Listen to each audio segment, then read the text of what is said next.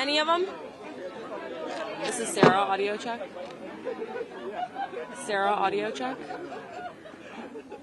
Testing. Yep. Everybody looks beautiful. Amazing. Just come on, I just felt really short. It's okay. Look at all these beautiful Minnesotans.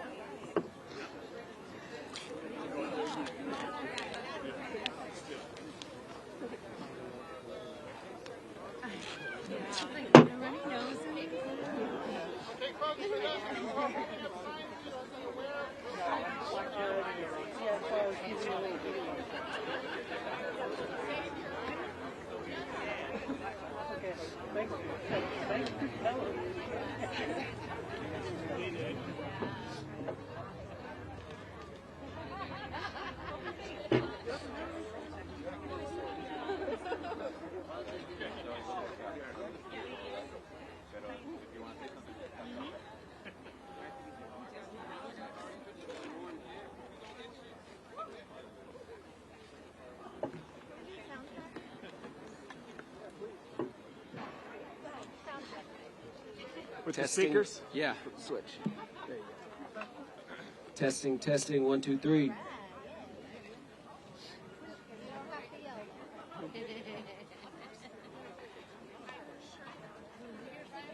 hold up your signs. Hold up your signs. Everybody, signs up. Signs up.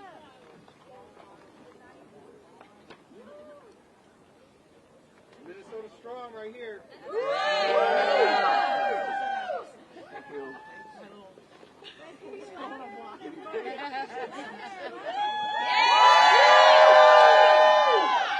Ice out, Minnesota. Ice out! Ice out. Ice out! Ice out! Ice out! Ice out! Ice out! Ice out! Ice out! Ice out! Ice out! Ice out! Ice out! Ice out! Ice out! Ice out!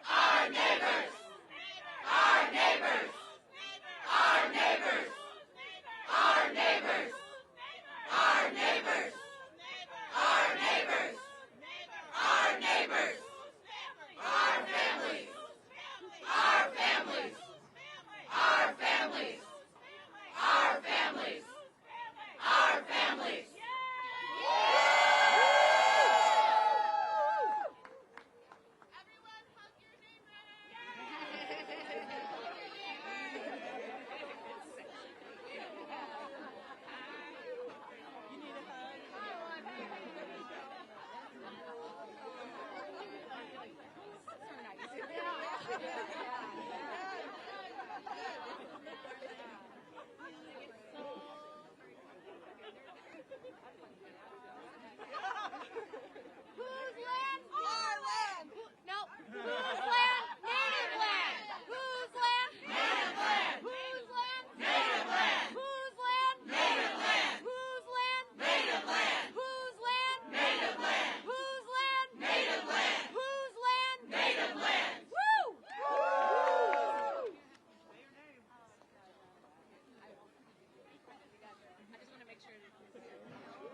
When we fight, we win. When we fight, we win. When we fight, we win. When we fight, we win. When we fight, we win. When we fight, we win.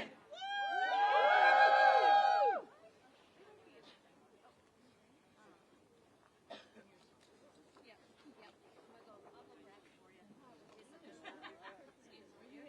I'm gonna go grab your back.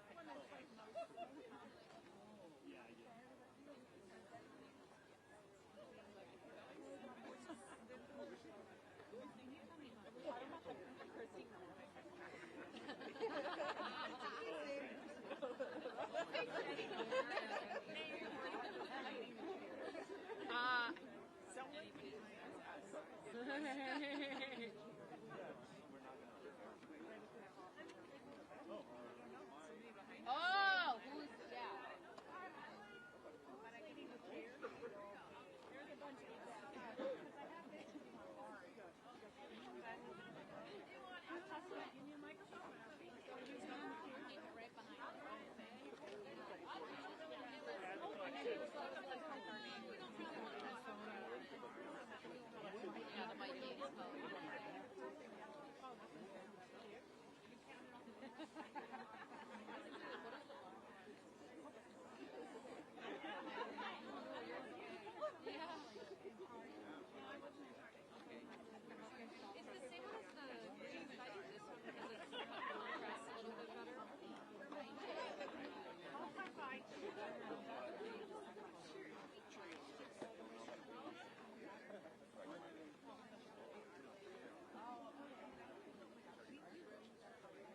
You got this, girl. Like that. Ice out! Ice out. Ice out! Ice out. Ice out! Ice out. Ice out! Ice out. Ice out! Ice out. Ice out! Ice out. Whose money? Our money. Whose money? Our money. Whose money? Our money. Whose money? Our money. Whose money? Our money. Whose money? Our money. Whose reps? Our reps. Whose reps? Our reps. Whose reps? Our reps. Whose reps? Our reps. Whose home? Our homes. Whose home? Our homes. Whose home? Our homes. Whose state? Our state. Whose state? Our state. Whose state? Our state. Whose kids? Our kids. Whose kids? Our kids. Whose kids? Our kids. Whose kids? Our kids. Whose school? Our schools. Whose school? Our schools. Whose school? Our schools. Whose school? Our schools. Whose hood? Our hoods. Whose hood? Our hoods. Whose hood? Our hoods. Whose hood? Our hoods. Whose mosque? Our mosques. Whose mosque? Our mosques. Whose mosque? Our mosques. Whose synagogue? Our synagogue. Whose synagogue? Our synagogue. Whose synagogue? Our synagogue. Whose churches? Our churches. Whose churches? Our churches. Whose food? Our food. Whose food? Our food. Whose food? Our food. Whose land? Our land. Native land. Native land. Whose land? Native land. Whose land? Native land. Whose land? Native land. Whose land? Native land. Whose water? Our water. Whose water? Our water. Whose water? Our water. Whose street? Our streets. Whose street? Our streets. Whose street? Our streets. Whose stores? Our stores. Whose stores? Our stores. Whose businesses? Our businesses. Good morning, good morning! Ice out! Thank you, good morning, everybody. My name's Desmond Surrett. I'm with Community Change Action. I am proud to be here with our friends from Minnesota who are setting an example of what courage looks like in our times, of what it means to resist, of what it means to be a good neighbor. A little over a month ago, the Trump administration unleashed an attack on Minneapolis in a racist attempt to scapegoat black Somali women. Families have been torn apart. People abducted. People hiding in their homes. Schools and businesses are at a standstill. Military-style operations at child care centers. I can't believe I'm saying that. Federal agents tear-gassing students. People shot in the streets.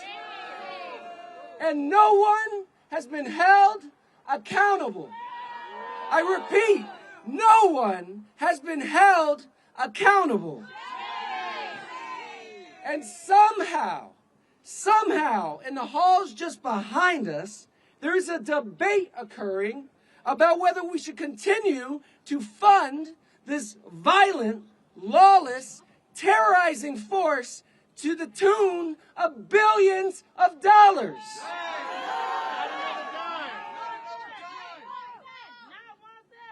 For anyone with a heart or a moral compass, there should be no debate.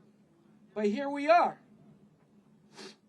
So our friends from Minnesota, the heroes that they are, traveled across the country to here in D.C. to send a message to our representatives. ICE out of Minnesota. ICE out.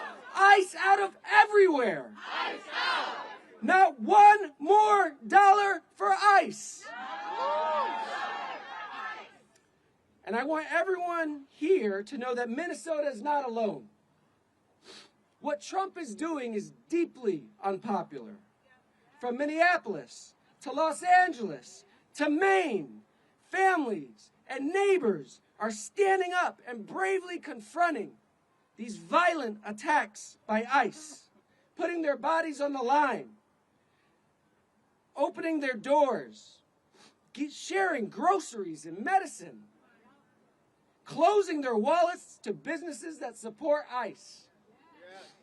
The least our representatives could do is confront this administration, use the power of the purse, and cut off the flow of funds to ICE and CBP. And while our families are stretching the dollar in order to survive this affordability crisis, the Trump administration has robbed our kids and families of the money they need to survive. They took away our Medicaid. They took away our food stamps. And they used it to fund this terror campaign. But as you can see behind me, our movement is stronger than their cruelty. I said our movement is stronger than their cruelty. The folks you'll hear from today are evidence of that. They organized a general strike. They built community power. And they spearheaded a movement of neighbors stronger than corporate greed or a petty wannabe dictator. So it's time for our representatives to take their lead and abolish ICE. With that, I'm going to pass it to our leader, Rachel Dion Thunder, Vice President of the Indigenous Protector Network. Give her a hand. Tanse, Gananaskamotan, Nanaskamotan, Absis, Nanahiwak, Absis Rachel Dion Thunder. I just said hello and thank you. Thank you to everybody that is watching, listening, and resisting what is happening across these lands. I'm the Vice President of the Indigenous Protector Movement. I'm also a second-generation American Indian movement. I come here speaking for our relatives in Minneapolis and across all Indigenous lands to acknowledge where we are and that as Native people, as Indigenous people, we have existed long before the United States government ever existed. That's right. What is now known as Minneapolis and Minnesota is the unceded, stolen land of the Dakota people. And even now, where ICE and the federal government have based their operations at the Whipple building is at the site of the historic Fort Snelling, which was a site of genocide, forced removal, imprisonment, and a concentration camp. This history is not just in the past, it is repeating now. And what is happening is not new for Indigenous people or Native people. The criminalization, surveillance, and detention has been going on since the beginning of colonization over 530 years ago. Even today, Native and tribal citizens are actively being detained by ICE, and this fact should alarm everyone. As Indigenous people, migration is our right. Indigenous people moved freely long before these borders were enforced. These borders were imposed over us. These borders crossed us. We did not cross these borders. And no federal agency gets to decide the sovereignty of who belongs on Indigenous lands. Native communities across the country, what we call Turtle Island, and the Native community in Minneapolis has stayed activated because we have always been activated. We are not new to standing up against the federal government. Even today, there's organizations that are helping with mutual aid, community safety, collective care, and we protect each other because history taught us that we had to. I can speak even from my own legal observer work in Minneapolis of being threatened several times by ICE agents that they would arrest me, that they would break my windows if I continued to record them legally on my phone. I want to name what is happening. The presence of ICE is a violent federal occupation on stolen land. This is not about public safety. These are militarized ICE operations that are terrorizing our families, traumatizing our children, targeting our elders, and harming legal observers. ICE is not enforcing law and order in our communities. It is enforcing fear on stolen land. I want to be clear that fear is a tactic used by authoritarian regimes to exert power. The true power lies with the people. And it is that power in Minneapolis and across Minnesota that is putting an end to this, that we are winning on our streets, and now we need our electeds to back that up here in Washington, D.C. Our demands are simple and they're non-negotiable. We immediately want ICE out of all of our communities.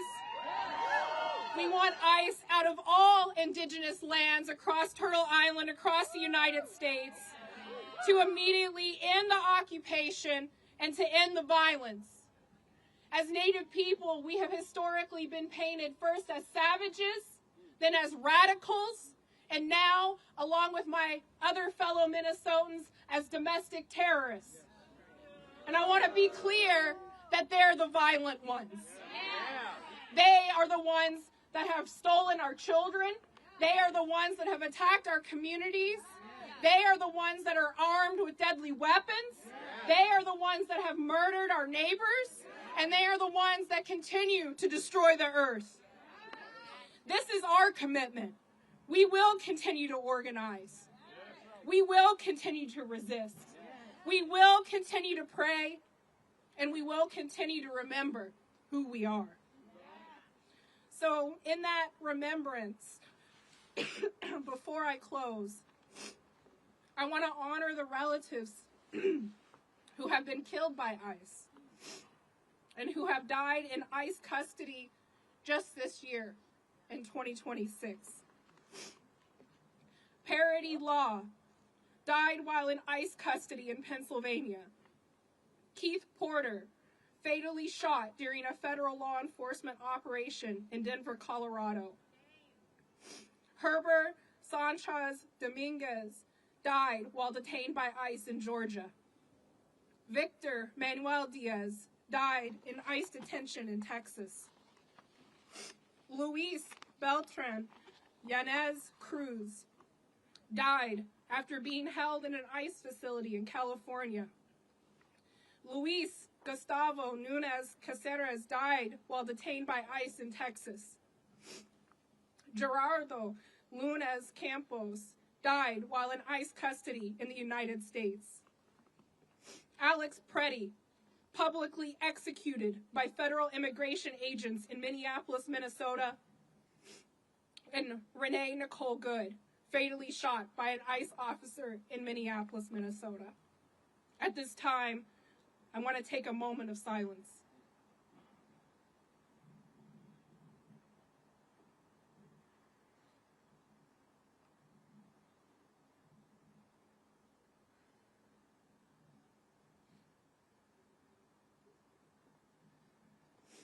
We lift their names, we lift up their families, and we carry them with every step that we take on our streets, with every patrol, with every mutual aid delivery, and with every conversation that we are going to have today with these electeds here in Washington, D.C. In closing, I want to say that land back is not symbolic. ICE out is not a slogan. These are survival demands. These are sovereignty demands. And these are responsibilities to future generations. I want to thank everybody for being here. I want to thank my fellow Minnesotans for traveling all the way here. And at this time, I'm going to hand it over to the next speaker, Amanda, my comrade, to introduce herself. Thank you.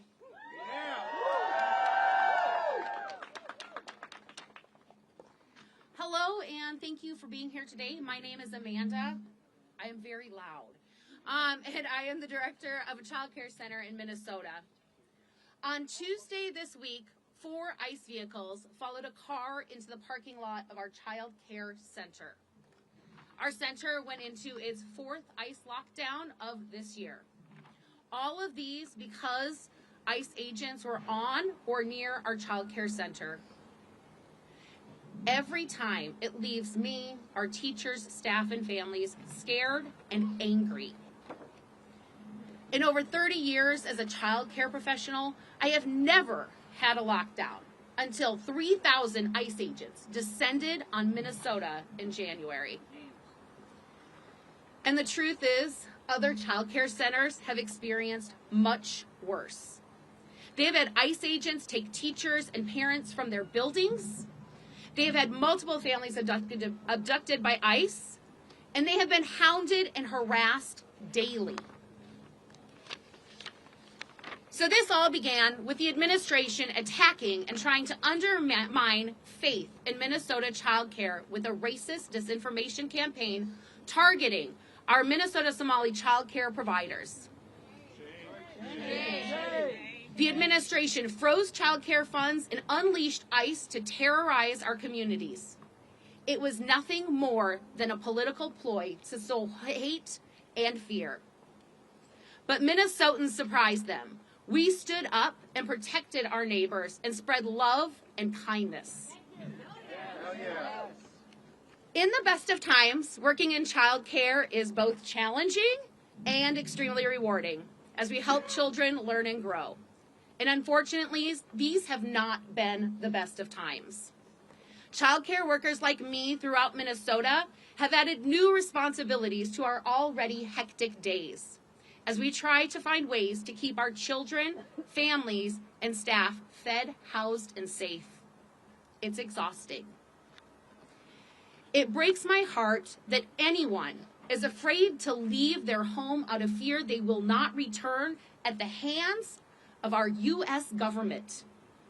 And the damage caused by ICE in our communities will take a long time to heal and repair.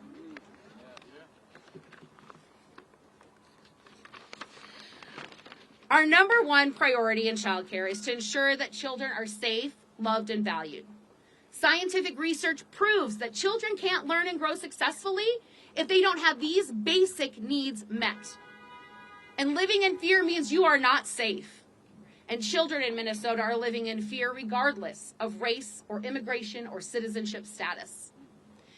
I've heard a lot of talk from politicians over the years about how they are working to protect children.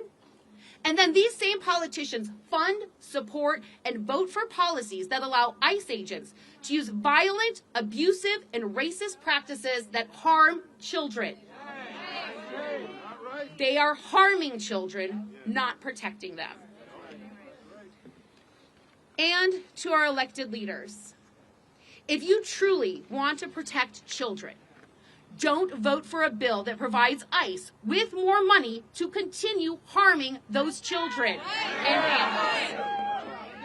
If you truly believe in protecting children, invest that money in children and families and work together with us to make sure each child is safe, loved, and valued every day. Thank you. I am going to invite Erica up to lead us in some chants.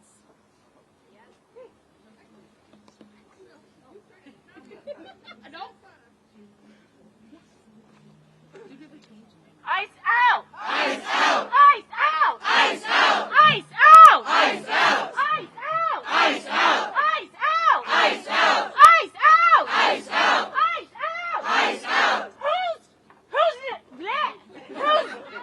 friends? Our friends! Who's friends? Our friends! Who's friends? Our friends! Who's friends? Our friends! Who's neighbors? Our neighbors! Who's neighbors? Our neighbors! Who's neighbors? Our neighbors! Who's childcare centers? Our childcare centers! Who's childcare centers? Our childcare centers! Who's childcare centers? Our childcare centers! Who's schools? Our schools! Who's schools? Our schools! Who's schools? Our schools! Who's streets? Our streets! Who's streets? Our streets! Who's streets? Our streets! Who's kids? Our kids! Who's kids? Our kids! Who's kids? Our kids! Who's kids? Our kids! Who's family? Our families! Who's family? Our families! Who's family? Our families! Who's hoods? Our hoods! Who's hoods?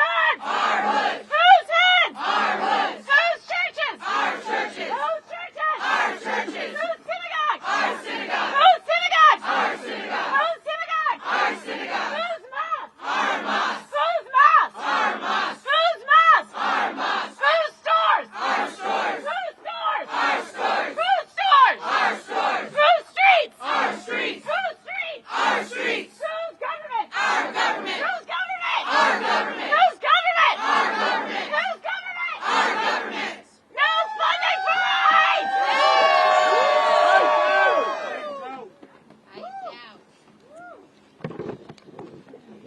Hello, my name is Peg Nelson, and I have been a teacher in the Columbia Heights Public School District for the past 33 years.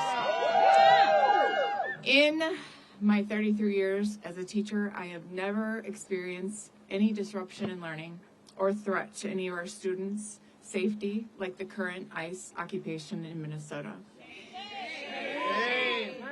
These actions have changed the very fabric of our Columbia Heights schools and have made every student, teacher, parent, community member less safe.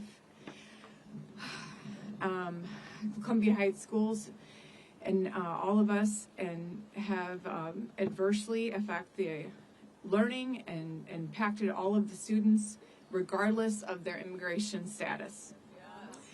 It is not normal for elementary age kids to see a large portion of their classmates gone. It is not normal for our hallways to have refrigerators, freezers, and stacks of boxes with food and supplies for our families that are afraid to leave their homes. While teachers are trying to maintain normalcy for our students, there's a level of fear constantly that permeates our buildings. Many families are afraid to send their children to school. One day last month, we had 200 students absent from our school out of our 570 students. On average, we have about 130 students absent each day from our schools. They're afraid to come to school. Our school population is 66% Hispanic. They are being disproportionately impacted. Our district recently began offering an online option for our students who do not feel safe coming to school in person, But as COVID showed us, virtual learning is not the same as being in class. Students fall behind because they're unable to attend the class safely. A colleague who teaches special education at our high school reported they had immigration agents actually pull vehicles into the courtyard at the high school, and the agents were there in the courtyard where our students eat their lunch when it's warm, and the students could view that from their school windows. Obviously, the students were very bothered by the fact that the agents were on the property, and again, they felt unsafe. The colleague also reported that several high school students have been pulled over and questioned by immigration agents. One student who has a speech impairment reported that agents mocked them, that student, mimicking the speech impairment while speaking to that student. Agents asked him where the student's mommy was because they knew that student drove their mother to and from work because she felt unsafe. The message was that the agent would eventually detain his mother.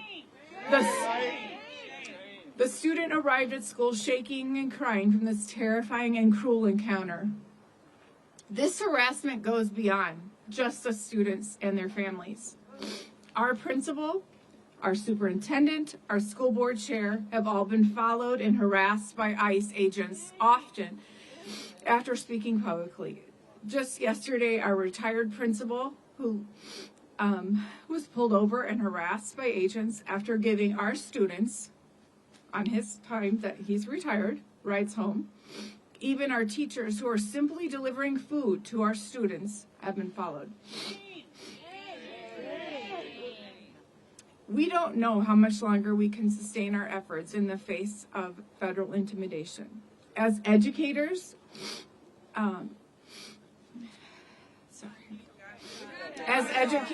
for the sake of our children, we need ICE to stay away from our schools and out of Minnesota. If they do truly leave Minnesota, no child in America should go through what Columbia Heights and other schools in Minnesota have endured. ICE needs to stay away from schools everywhere. Thank you so much for listening today, and please welcome now Senator Erin May Quade.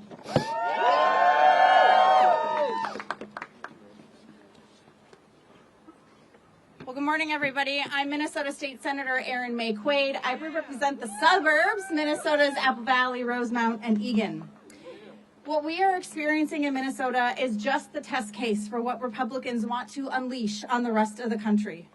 Republicans cut our healthcare funding, our food, children's cancer research, rural hospital funding, higher education, and to give billions of dollars to ICE. And all that money for what? To destroy our small businesses, detain our friends, kidnap our babies, and murder our neighbors. They're in the elementary school parking lots, sitting at the bus stops, chasing us inside our grocery stores, terrorizing our streets, haunting our hospitals, violating court orders, breaking our laws, and violating the Constitution. And why? Why are they doing this? The Trump administration's public statements, their stated goal of removing 100 million people from this country. There are only 50 million immigrants total in the United States of America, most of whom are lawfully present. So we know from Trump's own words that they want to remove Black, Brown, Asian, and Indigenous people from this country, citizens, lawful permanent residents. That is what they have started in Minnesota. That is what they want to bring to the rest of the country. Despite a so-called drawdown, we can tell you nothing on the ground has changed in Minnesota. I had to put my phone on silent to give this speech because I'm getting messages right now. They're by the daycare. They're down the street from the school. They're in the apartment complex parking lot. They're knocking on doors, going door to door. That is happening right now. That is why Minnesotans are organized. Despite the lies of this administration, the Minnesotans that are organized are hockey moms with minivans and whistles. We are daycare dads with pickup trucks delivering groceries. We are teachers providing support to families in hiding. We are students with signs at walkouts. We are grandmas with Costco accounts. We are pastors, imams, and rabbis with unwavering faith. We are labor members with iPhones. We are Minnesotans. We are brave. We will stand in the gap forever for our neighbors. We are here from every corner of our state demanding ICE out of Minnesota and in no other state. Not one more dollar for ICE and CBP. And give us our neighbors back. Now I will introduce SEIU member Hamse.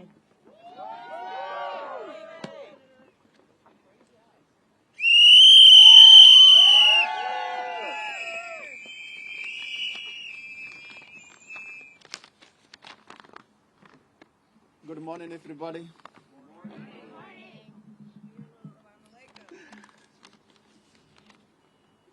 My name is Hamza Hussein.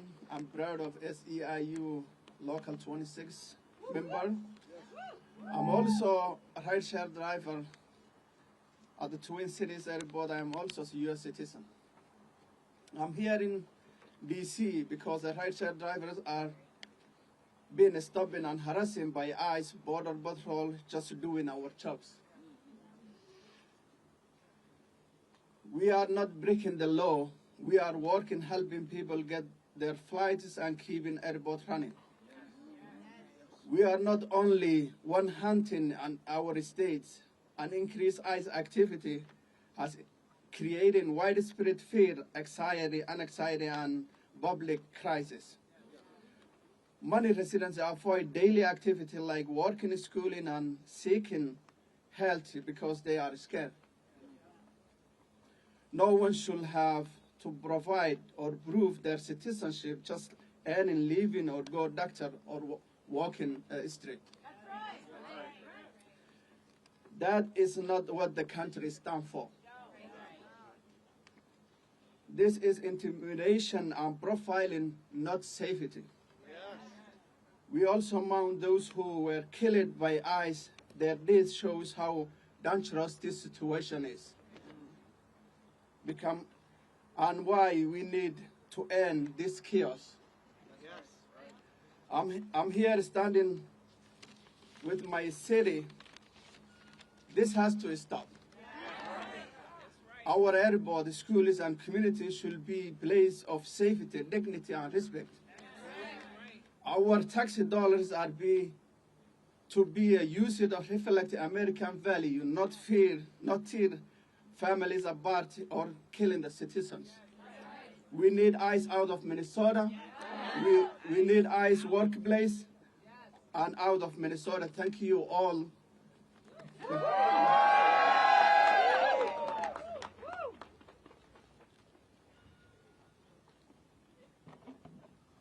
Assalamu alaikum. Good morning. Bismillah ar-Rahman ar-Rahim. Peace be unto you all. My name is Imam Salah Muhammad. I'm from Rochester, Minnesota, an organizer with Isaiah, Minnesota. I want you to say, we stand up when I say, when dignity is threatened, we stand up. When families are hurting, we stand up. When justice is needed, we stand up. That is Minnesota. Thank you. Members of Congress, my fellow Americans, my name is Imam Salah. I am a faith leader. I am an imam. And most importantly, I'm a father, a son, a husband. A few weeks ago, my phone rang. It was my mother. Her voice sounded urgent. She said, come home, I need help finding something. When I got there, she was searching through drawers, papers, old folders. I asked her, what are you looking for?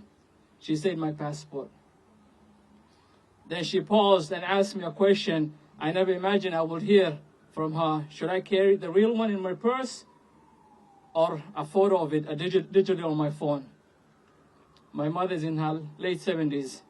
She lived in this country nearly 30 years. She worked her entire life. She helped build the very school she still works today. She is a U.S. citizen. She is a law-abiding citizen. She has never had any citation, even a parking ticket. And yet in her own home, in her own town, not traveling anywhere, she felt like she needed to carry a proof that she belongs. That moment broke something inside me, because for the first time in her life, she felt like her belonging could be questioned. For more than 20 years, whenever I return from traveling abroad, I am pulled aside, taken into a room, questioned, where did you go, Salah? Who paid for it? Why were you there? And we are constantly told, just carry your papers and you'll be fine. If you are documented, you should be okay.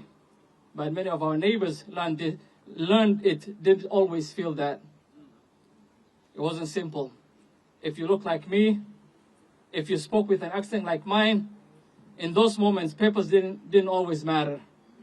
And the truth is, this is not new for us Muslims. Since 9/11, many of us have been questioned, stopped, detained, and made to feel suspect simply because who we are. History shows a painful pattern in this country. Fear is often turned on one community at a time. There was a time when it was Black Americans were property under slavery on Jim Crow. There were times when Irish and Italian immigrants were treated as outsiders, as threats to a less than. Today, many in our Somali community feel that same weight, different generation, same pattern. But history also teaches us something else.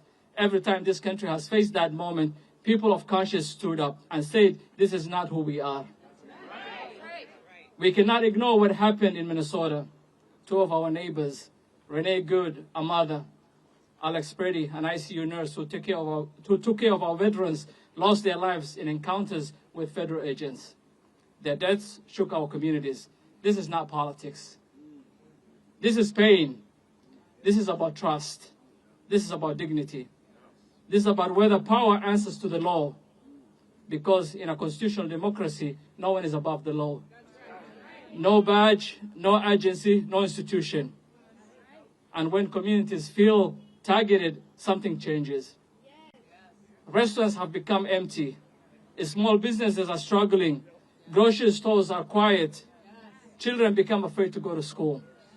Fear enters our neighborhoods, and when fear enters, dignity leaves. Let me say this clearly. This is our country too. We work here. We raise our children here. We serve here. We build here. We belong here. God says in the Quran, chapter 17, verse 70, and we have honored the children of Adam, not some. It did not say it said all the children of Adam. Every human being carries dignity. Every person has honor. Every child deserves to feel safe. No human being is illegal. No child is an alien. I'm not sharing this story to invite sympathy. I am sharing it to awaken conscience. Members of Congress, we did not come here just to speak. We came to ask you to lead. No more blank checks. No more funding without accountability. We need real investigations, real oversight, real consequences when lives are lost. And to the watching American people, you matter in this moment. If you hear these stories and stay silent, if you feel something in your heart and do nothing, then nothing changes.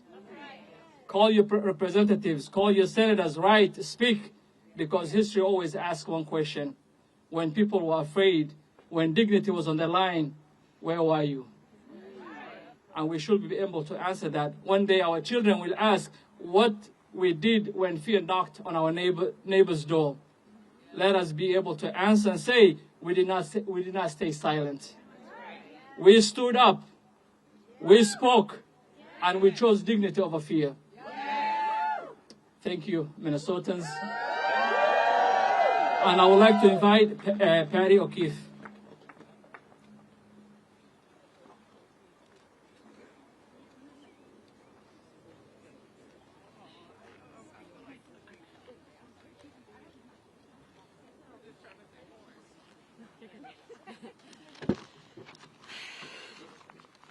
Hi everyone, my name is Patty O'Keefe.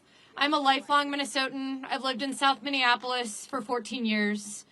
I decided to get involved when the President of the United States called the Somali community garbage and said that there were going to be ICE agents descending upon our city. I signed up to be a legal observer to document what ICE was going to do, and we knew that they were going to be coming for our Somali neighbors and all of our immigrant neighbors. On January 11th, days after Renee Good was killed, and after breaking no laws, I was arrested and detained by ICE violently. During my arrest, agents pepper sprayed into my vehicle without provocation. They smashed the windows of my car. They dragged my friend and I out. When they put me in the car, they started taunting me, mocking me. They made demeaning comments about my appearance. They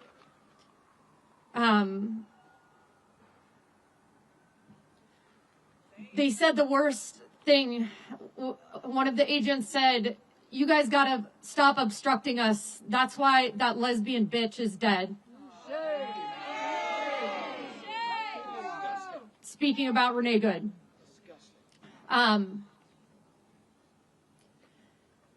It's hard to share honestly how that made me feel, how that makes someone feel. It was extremely cruel, and I just kept asking myself why. How could you say something like that? And then I remembered that cruelty is the point. They took us to the Whipple building and held us for 8 hours. We were released without charges after that. While I was there, I saw people crammed into cells. There was no privacy for going to the bathroom. You had to beg for water and to go to the bathroom. I heard crying, screaming, pleading, "Let me go, let me go, let me go, please let me go." I heard a child crying, screaming. I heard women screaming in desperate agony. In my time there, I was not ever allowed to make a phone call, and was made to feel like my biological needs and that my constitutional rights did not matter. That was a month ago, yesterday. Since then, ICE has continued their campaign of terror.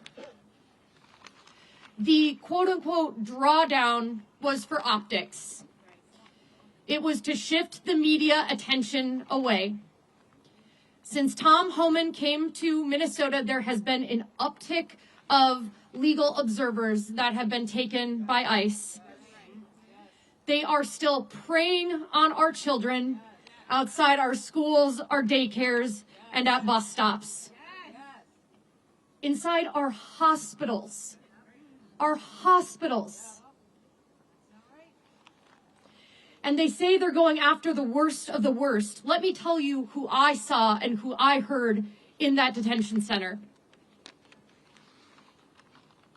Women between the ages of 30 and 50 years old, mothers, many of them, children, men in their workwear, in their pajamas, our neighbors.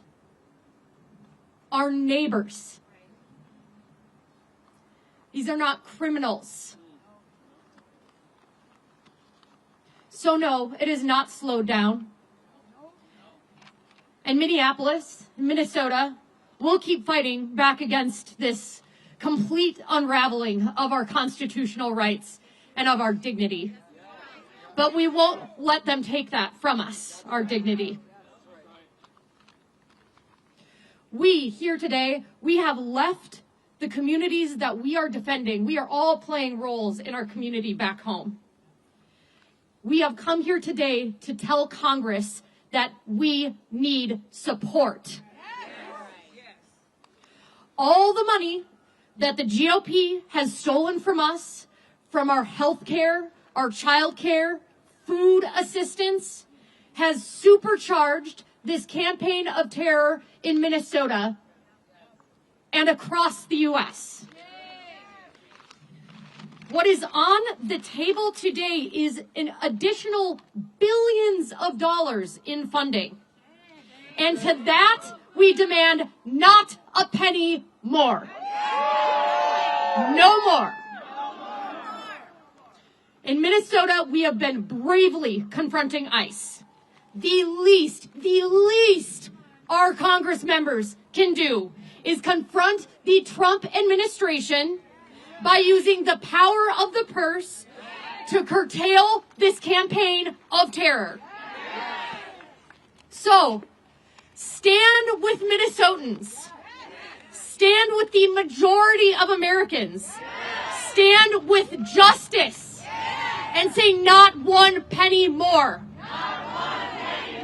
Thank you. And I'm going to be introducing Ruth to come up now.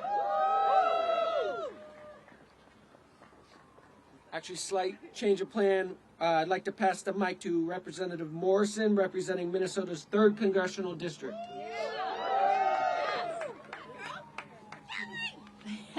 Good morning, good morning. Wow, this is amazing to see all of these people behind me who made the trip to our nation's capital.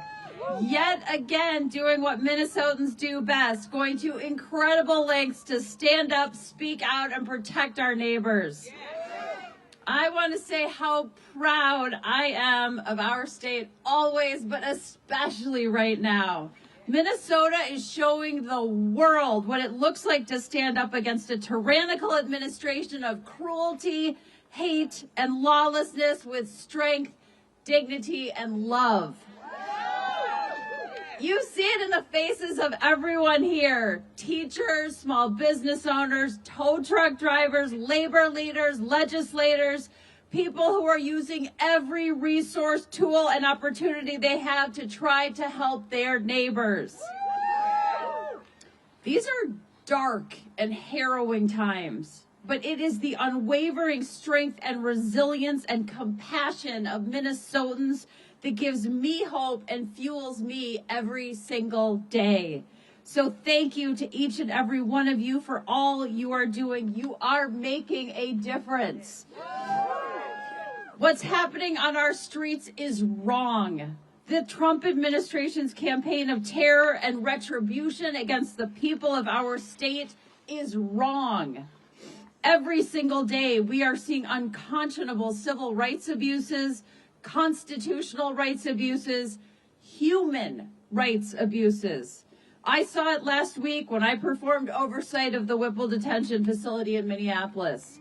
People in leg shackles, people sleeping on frozen concrete floors with no blankets, no real food, no real medical care. The cruelty and lack of humanity is a disgrace to who we are and is beneath what we should expect in the United States of America. What the Trump administration is choosing to do to human beings in this country is simply abominable. It's traumatizing our children, traumatizing all of us. And it's not only causing incredible emotional and economic harm, the violence and brutality and inhumanity we are seeing on a daily basis is damaging our moral well-being as a nation. And as we stand here today, I want to be so clear. My Republican colleagues who control the House and the Senate could stop all of this today.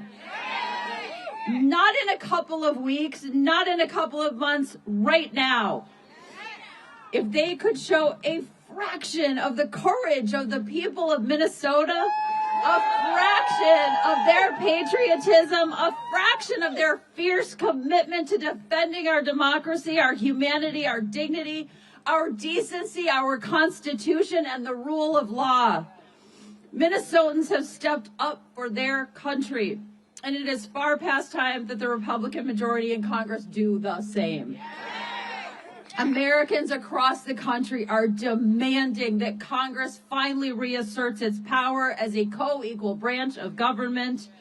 We cannot give one more penny to ICE as long as this lawless agency is violating Americans' constitutional rights, blatantly racially profiling, brutalizing people, terrorizing our communities, traumatizing our children, and killing people in our streets and in their custody.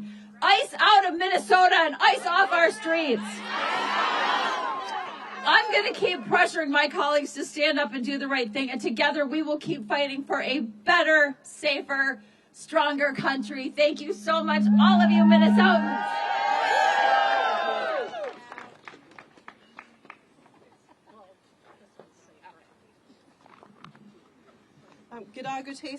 Good morning. Good morning. My name is Ruth Anna Buffalo. I stand here as a Native woman, a parent, a community leader, and as your relative. I'm speaking for my family, for my community, and for our ancestors, and for the people of Minnesota who are too afraid to leave their homes right now.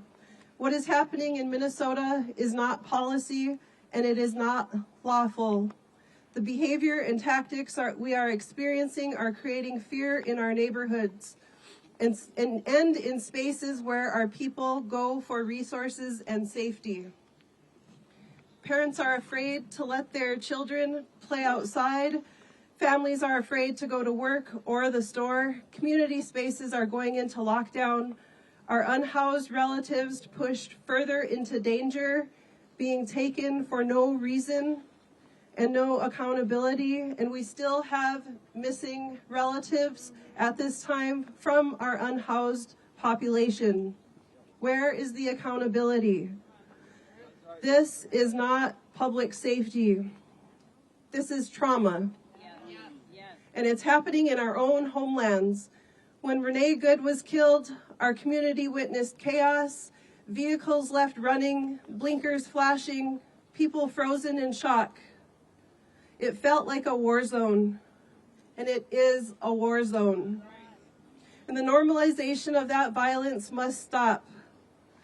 ICE activity has targeted Black and brown people in Minneapolis, including law-abiding United States citizens, community members, and members of federally recognized tribes. And I need to say this clearly. We do not blame ICE alone. We must hold the United States Cabinet accountable. We must hold Congress accountable. They fund this chaos and violence. They authorize it. They created the system that has unleashed this violence.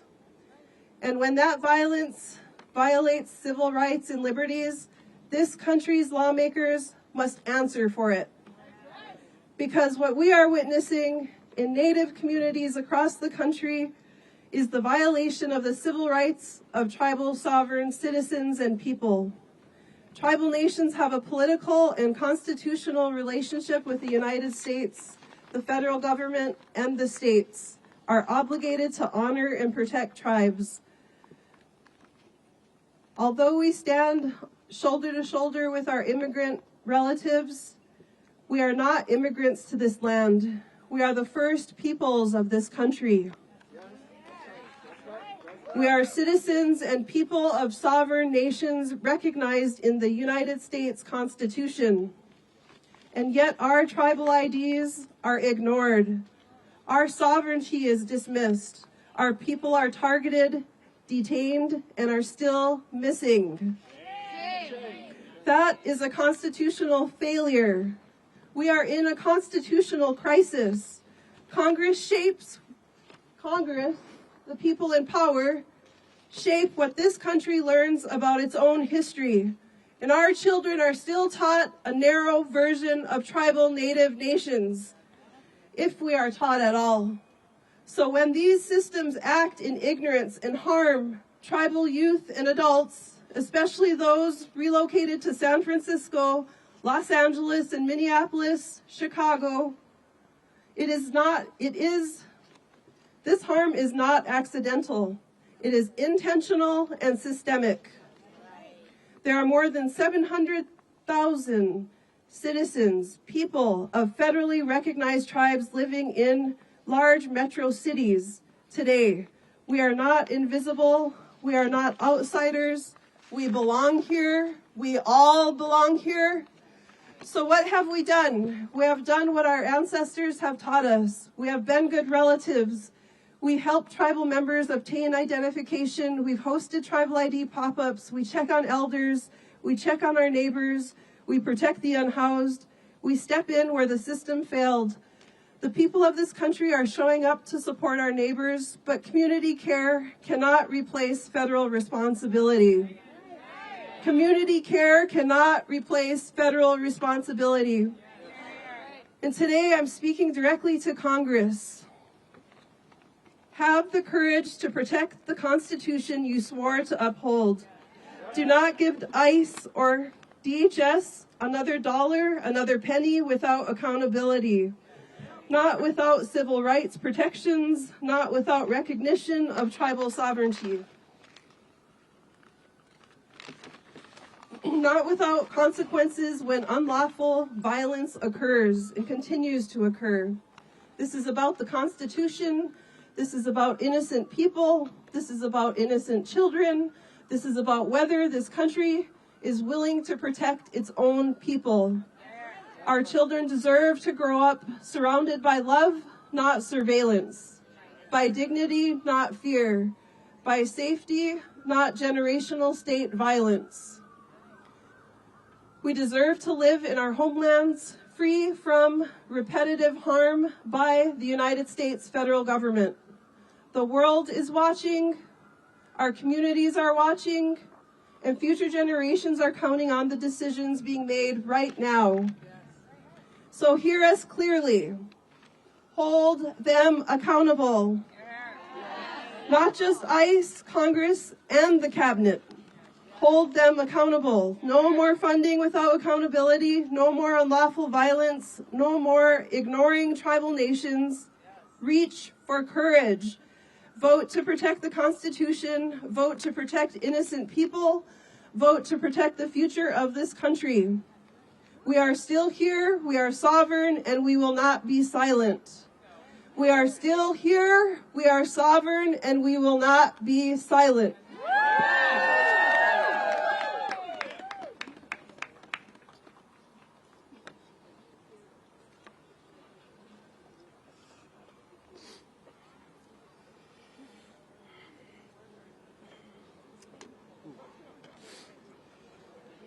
Oh, boy, it is cold today.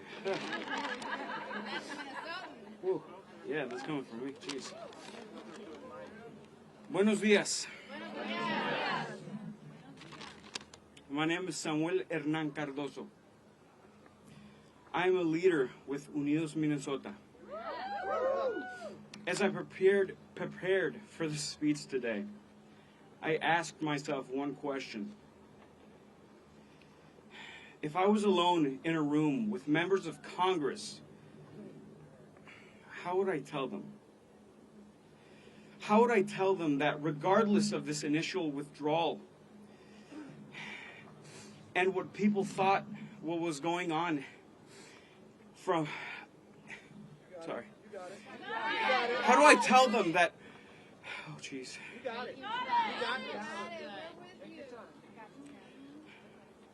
How do I tell them that regardless of this initial withdrawal and what people thought what was going inside of our state from the outside, that we're still occupied and have been occupied for the past 6 weeks? Yes. How do I tell them that my family business that we've owned for the last 20 years is in danger of closing? That our building, which houses 34 small businesses, a cooperative called Mercado Central, is our home, is more than just a building. It's a haven and a cultural hub for the Hispanic community. A place that has helped humanize us, not just to the outside world, but to ourselves. At Mercado Central, we all belong. And now because of the violence, fear, and scapegoating, all these small businesses are at risk of going bankrupt and closing down. How do I tell Congress that since December I've had to endure the weight of uncertainty, not just about my future, but also the physical safety and well-being of my family, my friends, and my neighbors all over Minnesota? A weight which makes it hard to breathe at night. Something all of you share with me, I'm sure. And how do I tell them that these businesses, I'm sure we've lost like 98% of our clients in sales, and that every time they come into our businesses, we see the fear in their eyes. Families, we see it. We see how families are stretching every dollar, making impossible choices between basic needs like groceries, rent, or car insurance. Seeing Mercado Central grow quiet has been a heartbreaking experience. A place that was once full of life now feels uncertain and fragile. That loss isn't just emotional, it's economical. And when small businesses struggle, our entire local economy struggles and crumbles. And how do I tell Congress that I'm an American too? That I was born here? That this is my country too? To everybody behind me, I'm fighting alongside you today because 20 years ago, my family made the choice to make Minnesota their home. A land of opportunity in which my siblings and I could have a better, peaceful, and productive life. And it's time that Congress fights for the interests of regular working people, and because of that, I'm here to demand ICE continue to leave Minnesota. We want real accountability for the brutalization and murders of our community. We want no more additional funding.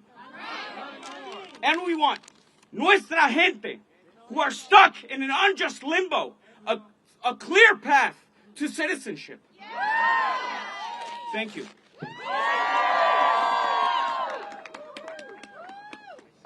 Thank you to our friends from Minnesota. ICE out! ICE out! ICE out! ICE out! ICE out of Minnesota! ICE out of Minnesota! ICE out of everywhere! ICE out of everywhere! Let's go tell Congress how we feel! Oh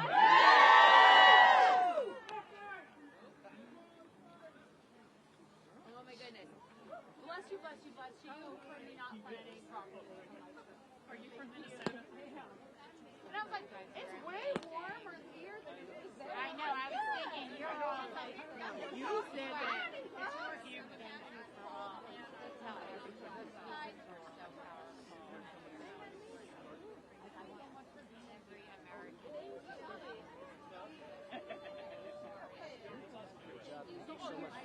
luck with everything. Good luck with it. Thank you all for being here. We just pass it on to you guys on the second generation. All of us. Are you going to testify? Or are you going to be at the hearing? So you don't need notes? I brought one. It's in my hotel room. It's supposed to be 30. It got weirdly cold. It did. The wind was a little more than I expected. Oh, you guys are fine. Thank you. Go get something hot. Right?